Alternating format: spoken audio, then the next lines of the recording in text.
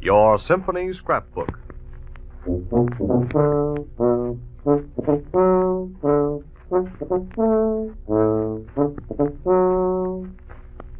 you know what instrument that is? Do you know what composer wrote that passage? It's probably the first time you've heard that particular bit of music played all alone without the full orchestra.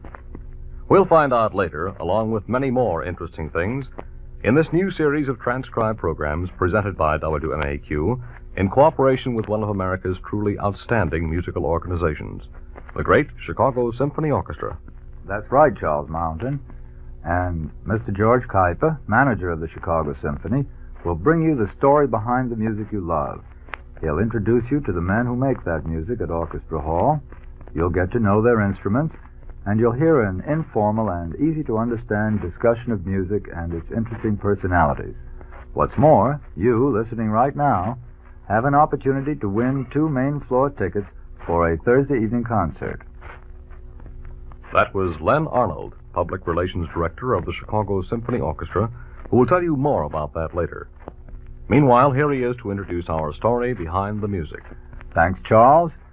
And our scrapbook, of course, is made up of words and music, rather than of paper and paste.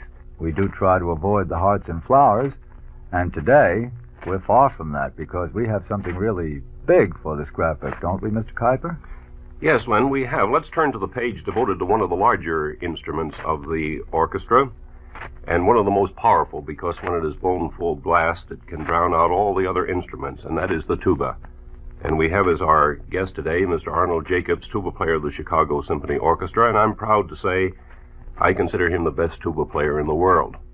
Yes, I think I recognized the very little bit that he played at the beginning of our program. I wonder if we might have him play more of that. Could we? And what was that, by the way? That was a selection from The Ride of the Valkyrie by Wagner. And I think it'd be wise to have him play a little more of that theme. Good.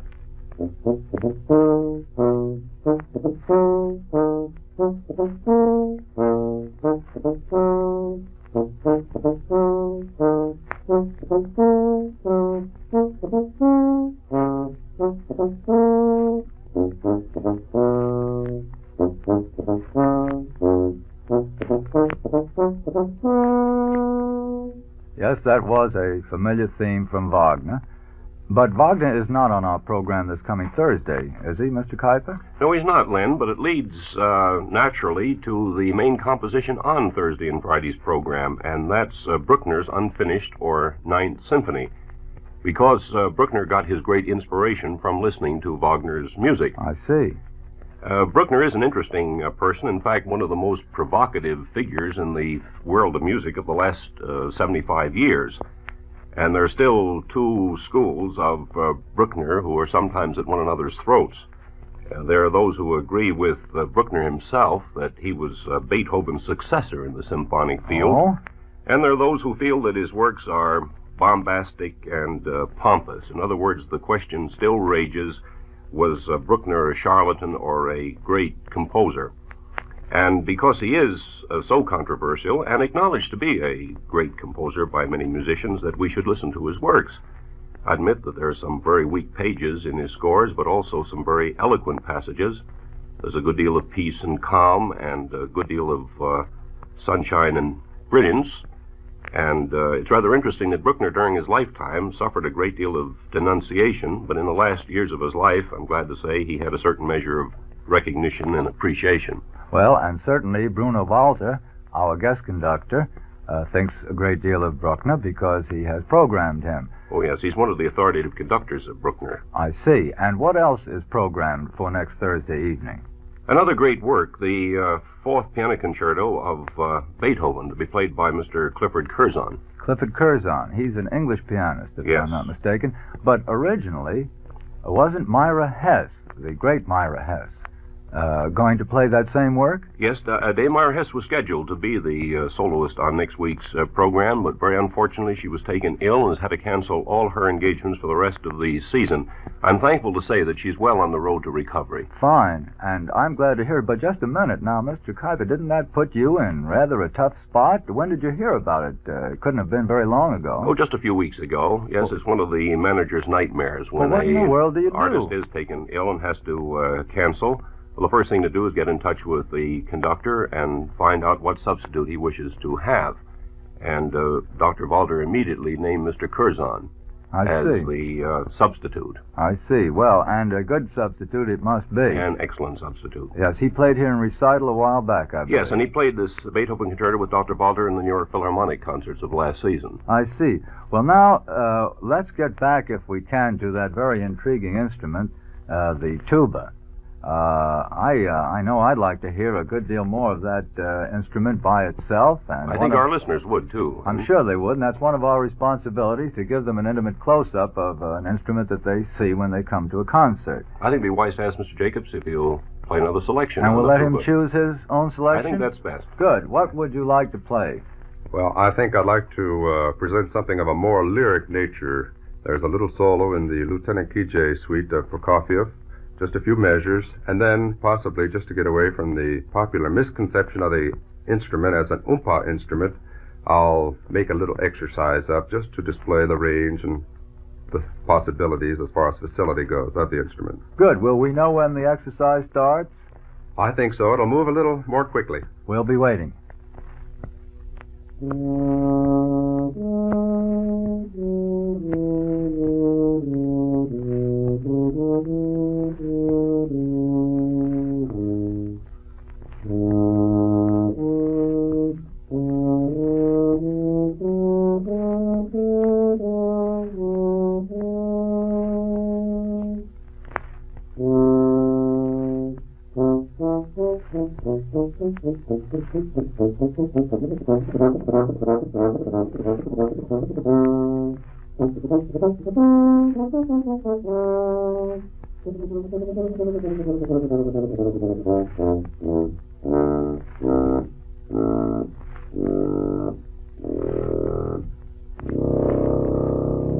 Well, that was really something. Is that the way a tuba player rehearses?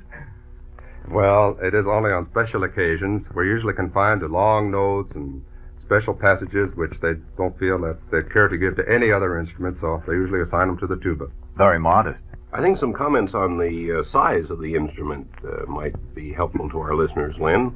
Yes, how long, that is an involved affair. Now, if I don't suppose anyone has ever done it, but if you had to stretch that out, all that tubing, how far would that reach? Well, God forbid that they'd ever stretch it out, and I'd still have to lift it, but it would lift about, it would, cover about 27 feet. 27 feet, and you mentioned weight. How heavy is the tuba, wrapped up or straightened? Well, about 20 pounds when you first lift it, and if you have to hold it too long, it goes to about 50 pounds, depending on the length you hold it. 20 pounds. Oh, I get it. At first I was a little mixed up. I imagine it gets heavier as you carry it block after block, doesn't it? Just terribly. And does it get heavier as you sit, too?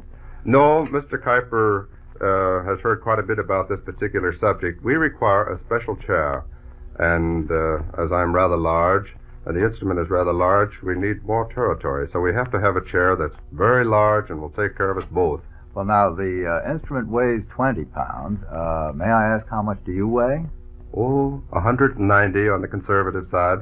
And Mr. Kuiper, what are we going to do about that chair? Chair is being ordered. We have to get a special size so that Mr. Jacobs and the tuba will be well seated.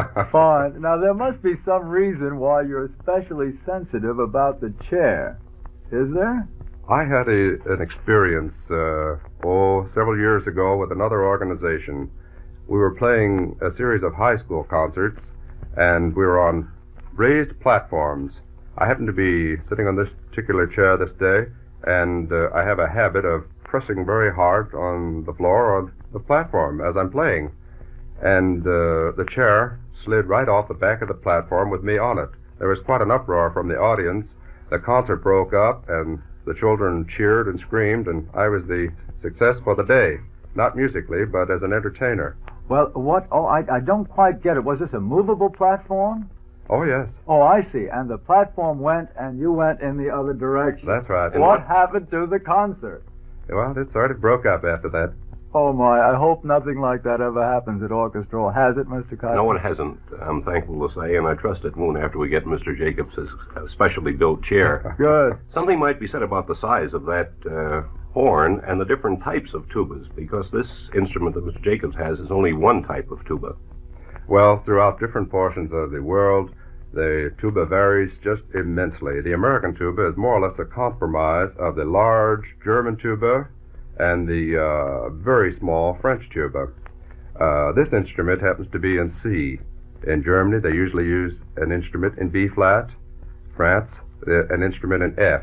This is rather a large horn, and as I say, it is a compromise. The bell is about 19 inches in diameter, and as I mentioned earlier, its overall length would be about 27 feet, and that is increased considerably on some other instruments, and shortened on still others.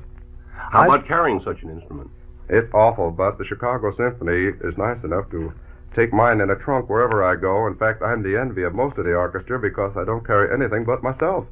I wondered how they got that instrument around. Tell me, I heard that you invented a special mouthpiece for the tuba. Is that correct? Well, yes, I helped to design one. The principle of it was to make a spiral screw so that the cup could be shortened or lengthened. A short cup gives you a certain amount of change in the timbre of the instrument and brightens it considerably as compared to the French instruments, or deepens it if you want to achieve the effect of the big Wagner tubas that they use in Germany. Now, could we hear some more Surely. from your tuba itself?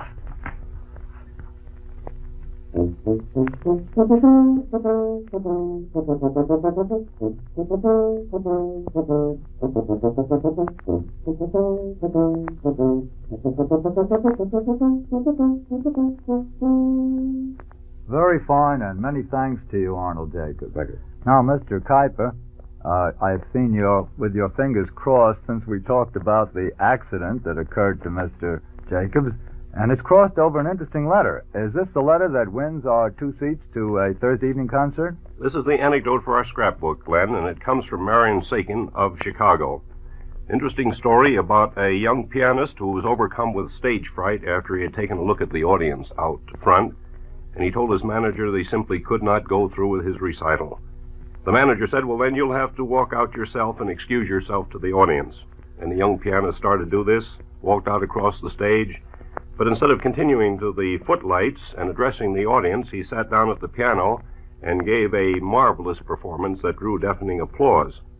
Later, he told the manager that the thought of speaking to an audience had frightened him so much that the performing for it had seemed a delightful experience. And lo and behold, the performer was the great Vladimir Horowitz. Vladimir Horowitz, probably the greatest pianist in the world. Well, there's a well-earned pair of seats to a Thursday evening concert of the Chicago Symphony Orchestra. And you too, of course, can win a pair of seats to a Thursday evening concert if you will send us your question and answer and suggestion or some anecdote, something for the scrapbook. And on Thursday evening, the Chicago Symphony Orchestra will be conducted by the guest conductor, the great Bruno Walter, who will be heard with the Bruckner Ninth or Unfinished Symphony and the Beethoven Fourth Piano Concerto with Clifford Curzon. Listen again next Saturday at this time to another transcribed Your Symphony Scrapbook for an interesting discussion of music and its personalities. You'll meet James Brell of the bass viol section of the Chicago Symphony Orchestra, together with Mr. George Kuiper, manager, and Mr. Len Arnold, public relations director of the symphony. Meantime, don't forget to send in your own brief anecdote, suggestion, or question, something that will be an entry for our Symphony Scrapbook. Mail it to Symphony, care of WMAQ, Chicago 54. If it is used on the program, you will receive tickets for 2 main floor seats for a Thursday evening concert of the Chicago Symphony Orchestra at Orchestra Hall. All entries become the property of the Chicago Symphony. Your Symphony Scrapbook is presented by WMAQ in cooperation with the Chicago Symphony Orchestra.